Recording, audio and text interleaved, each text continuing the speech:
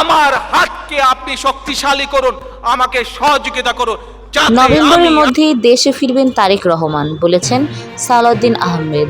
এটি বিএনপির জন্য একটি বড় সুখবর। আগামী নভেম্বরের মধ্যেই বিএনপির ভারপ্রাপ্ত চেয়ারম্যান তারেক রহমান দেশে ফিরবেন বলে জানিয়েছেন দলটির স্থায়ী কমিটির সদস্য সালাউদ্দিন আহমেদ।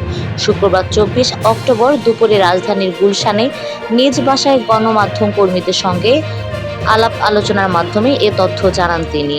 আসন্ন নির্বাচনে বিএনপি বৃহৎ জোট গঠনের প্রক্রিয়ায় রয়েছে জানিয়ে তিনি বলেন, এনসিপির সঙ্গে রাজনৈতিক আলোচনা হচ্ছে, কিন্তু বিএনপি আর এনসিপি জোটভুক্ত হবে কিনা সেটা দেখতে অপেক্ষা করতে হবে।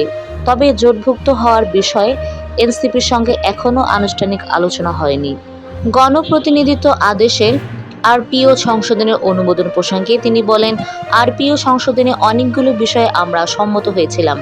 তবে 20 অথবা 1 উপধারা অনুযায়ী জোটভুক্ত হলে দলগুলো অন্য রাজনৈতিক দলের প্রতীকে নির্বাচন করতে পারতেন।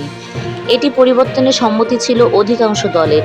আমরা আশ্বস্ত ছিলাম, কিন্তু যেভাবে আরপিও পাশ হলো তাতে আকারে ছোট দলগুলো জোটবদ্ধ হতে উৎসাহিত হবে না। এমন হলে ছোট দলের বড় নেতারা সুযোগ পাবেন না।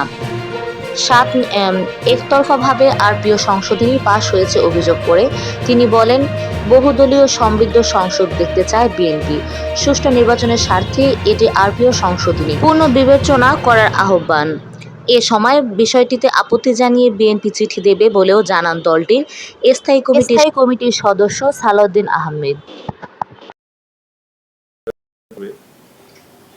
সেটা হলে